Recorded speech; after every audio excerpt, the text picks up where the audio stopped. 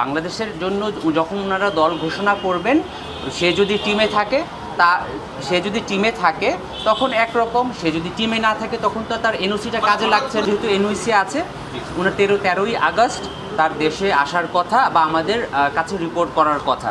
So যেহেতু 12 তারিখ, আজকে হচ্ছে গিয়ে 7ই আগস্ট, তার আরও 2-3টা খেলা রয়েছে, আমরা তাদের সাথে যোগাযোগ করব এবং তার প্ল্যানটা জানার চেষ্টা করব। প্লাস যেহেতু নিরাপত্তা তো ব্যাপার রয়েছে, এটা শুধু সাকিব আল হাসান বলে কথা না, আপনারও নিরাপত্তার ব্যাপার রয়েছে, এখানে আমার সিনিয়র ভাইদের নিরাপত্তার ব্যাপার রয়েছে। না, সাকিব আল হাসান এখন একজন ক্রিকেটার, তার গতকালকে আসছি ভাই, জি, সাকিব আল হাসান গতকালকে রাষ্ট্রপতির আদেশ অনুযায়ী সাকিব আল হাসান এখন আর সংসদ সদস্য নন, তো উনি একজন ক্রিকেটারই রয়েছেন। তো প্রত্যেকটা মানুষেরই সিকিউরিটি কনসার্ন রয়েছে। তো আমরা যেহেতু 12ই আগস্ট পর্যন্ত তার এনওসি রয়েছে, তারপরে তার বাংলাদেশ ক্রিকেট টিমে জয়েন করার কথা। বাংলাদেশ ক্রিকেট বোর্ডের সিলেকশন প্যানেল এখন পর্যন্ত কিন্তু বাংলাদেশ পাকিস্তানের জন্য দল ঘোষণা করেনি। হন তাহলে তো স্বাভাবিকভাবেই উনি বাংলাদেশে টিমের সাথে জয়েন করিয়ে যাবেন বা টিমের সাথে জয়েন করবেন, সেটা ওনার in terms of his confirmation of selection সেটা ডিসাইডেড হবে। এখন দেখুন, অনেক সময়, যেমন আমি আপনাকে একটা ছোট্ট উদাহরণ দিই, অনেক সময় কিন্তু প্লেয়াররা ব্যক্তিগত কারণেও কিন্তু জানিয়ে থাকেন যে আমি এই কারণে হোক বা অসুস্থতার কারণে হোক, যেমন মাহমুদুল্লাহ রিয়াদ বছরখানেক আগে হজের কারণে আফগানিস্তান সিরিজ খেলেন নাই। সো পার্সোনাল সেই স্পেসটাও তো আমরা প্লেয়ারদের দিয়ে থাকি। সো আমাদের এখন পর্যন্ত যেটা কনসার্ন সেটা হচ্ছে কি 12 তারিখ পর্যন্ত তার এনওসি দেওয়া আছে। সিলেকশনের ব্যাপারে উনি সিলেক্টেড হবেন কি হবেন না, এটা বাংলাদেশ ক্রিকেট বোর্ডের সিলেকশন কমিটির রেসপন্সিবিলিটি। আরেকটা প্রশ্ন হচ্ছে উনি সিলেক্টেড হচ্ছেন কি না। না, সেটাই বললাম যে একটা হচ্ছে গিয়ে উনি টিমে আছেন কি না, আরেকটা হচ্ছে উনি অ্যাভেলেবেল কিছু না। আমার মনে হয় শাব্দিক পার্থক্যটা আমরা সবাই বুঝি। সো ওইটার উপর ডিপেন্ড করে আমরা আমাদের যে অ্যাক্টিভিটিসগুলো আছে সেভাবে পরিচালনা করব। উনি অ্যাভেলেবিলিটি এই দুইটা বাংলাদেশ ক্রিকেট বোর্ডের সিলেকশন প্যানেল, ন্যাশনাল সিলেকশন প্যানেলের রেসপন্সিবিলিটি। এরপরে তার বাংলাদেশে এসে আসতে হবে কিনা বা উনি ডাইরেক্ট যাবেন কিনা, that will depend on the board. ঠিক আছে, বোর্ড এখনও যেহেতু ভেঙে দেওয়া হয়নি, বোর্ড চলমান আছে, বোর্ডের ডিসিশনের ব্যাপার। আমি অপারেশনস ইনচার্জ হিসেবে আমি যেভাবে বোর্ড আমাকে ইনস্ট্রাক্ট করবে সেভাবে আমি অ্যারেঞ্জ করবো। আমরা বাংলাদেশ এই টিমের প্র্যাকটিস শুরু করতে পেরেছি। পাকিস্তান ক্রিকেট বোর্ডের সাথে আমাদের কনস্ট্যান্ট যোগাযোগ হচ্ছে। আজকের আপডেট অনুযায়ী আমরা বিশ্বাস করি আমরা 9ই এপ্রিল ফ্লাই করতে পারবো। 9ই আগস্ট, আমাদের 6ই আগস্ট যাওয়ার কথা ছিল, আমরা ওখানে 7ই আগস্ট পৌঁছাতাম, আমাদের 10 তারিখ থেকে খেলাটা হওয়ার কথা ছিল। এখন আজকের কমিউনিকেশন অনুযায়ী আমরা 9ই আগস্ট যাব, 10ই আগস্ট পৌঁছাবো এবং ইনশাল্লাহ 13ই আগস্ট থেকে আমরা আমাদের সিরিজটা শুরু করতে পারবো। এন্টায়ার সিরিজটা সেম থাকছে, খালি 3 দিন বডিলি শিফট করার জন্য আমরা রিকোয়েস্ট করেছি এবং পাকিস্তান থেকেও এখন পর্যন্ত আমরা পজিটিভ রেসপন্স পেয়েছি। আর্মির যেই পেট্রোল টিমটা আছে এইটা গত 6 তারিখ থেকেই অলমোস্ট রেগুলারই সকালবেলা একটা পেট্রোল দিয়ে যায়। এটা তাদের রুটিন ওয়ার্ক, এটা সিকিউরিটি কোনো থ্রেটের জন্য না। তারা যেভাবে সারা দেশে পেট্রোলিংয়ের মাধ্যমে আমাদের আইনশৃঙ্খলা পরিস্থিতি বা সার্বিক পরিস্থিতি নিয়ন্ত্রণ করার চেষ্টা করছে সেটারই একটা অংশ এবং সেভাবেই আজকে প্রতিদিন সকালবেলায় আর্মি একবার এসে যায়। এবং যেহেতু গতকালকে বাংলাদেশ আনসার ও বিজিবিকে আইনশৃঙ্খলা পরিস্থিতি এবং ট্রাফিক পরিস্থিতি রক্ষা করার দায়িত্ব দেওয়া হয়েছে, আমাদের এইখানে যে আপনারা জানেন যে আমাদের আনসার বাহিনীর সদস্যরা বাংলাদেশ ক্রিকেট বোর্ডের নিরাপত্তার দায়িত্বে থাকে। তো তাদের সাথে দেখা করা, তাদের ইনস্ট্রাকশন দেওয়া এবং সার্বিক পরিস্থিতি দেখে যাওয়ার জন্যই তারা এসেছে। যেহেতু শেরে বাংলা ন্যাশনাল ক্রিকেট স্টেডিয়াম একটি জাতীয় গুরুত্বপূর্ণ প্রতিষ্ঠান, এটা তারা রুটিন ওয়ার্ক হিসেবেই করছে।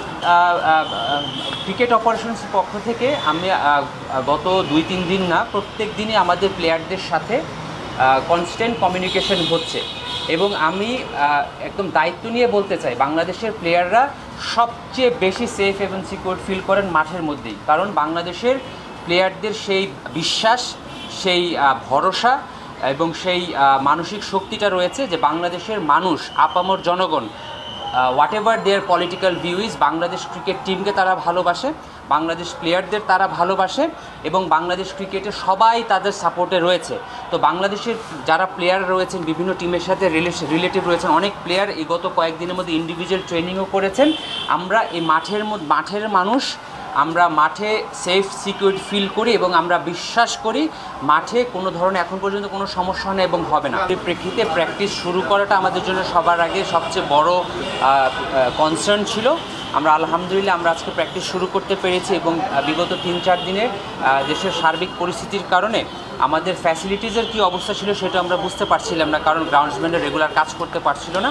তো আজকে আমরা এসে দেখেছি আমাদের সমস্ত ফ্যাসিলিটিস গ্রাউন্ডসম্যানরা রেডি রেখেছে। আজকে আমরা এ টিমের প্র্যাকটিস শুরু করতে পেরেছি এবং আমরা আশা করি আগামীকালকে হয়তো আমরা ন্যাশনাল টিমের রেগুলার যে প্র্যাকটিসটা সেটা ইনশাল্লাহ শুরু করতে পারবো। যথাসময়ে আমরা আমাদের মিডিয়া ডিপার্টমেন্টের মাধ্যমে আমাদের গণমাধ্যম যারা কর্মী রয়েছেন তাদের আমরা সেই মেসেজটা পৌঁছে দিতে পারবো ইনশাল্লাহ। আমার মনে হয় আমার পরিচিত অপরিচিত সবাই আপনারা রয়েছেন। দেখুন বিগত সময়ে বিভিন্ন সময়ে পজিটিভ হোক নেগেটিভ হোক অনেকের সবারই তো পাওয়া না পাওয়ার ব্যাপার আছে। নো ওয়ান ইজ পারফেক্ট, ঠিক আছে, বাট আমরা সবসময় চেষ্টা করি নিজেদেরকে শুধরে নিয়ে বা নিজেদের অবস্থানগুলোকে আরও ইমপ্রুভ করার। দেখুন আমি সেই ব্যাপারে আমি যেটা বললাম স্পেসিফিক্যালি আমি ক্রিকেট সংক্রান্ত উত্তরগুলো দেওয়ার আমি রেসপন্সিবল, সেটার উত্তর আমি দিতে পারবো। কালচারের যে ব্যাপারটা সেটা সিকিউরিটি ডিপার্টমেন্ট আছেন এবং আমার সিনিয়র কলিগরা রয়েছেন, তারা বলতে পারবেন। আমি স্পেসিফিক্যালি আমাকে যদি ক্রিকেট খেলা নিয়ে প্লেয়ারদের অবস্থা নিয়ে প্র্যাকটিস ট্যুর নিয়ে প্রশ্ন করেন সেটা আমি দায়িত্ব নিয়ে উত্তর দিতে পারবো। প্র্যাকটিস করেছে আমরাও যারা ক্রিকেট বোর্ডের স্টাফ রয়েছে আমরাও সবাই রেগুলার অফিস করেছিলাম। এইটা এর বিগত সময় আমরা দেখেছি যখন ক্ষমতার পালাবদল হয়েছে এরকম হয়, বাট যারা রেগুলার স্টাফ আমরা এই সিচুয়েশন সম্পর্কে অবগত আছি।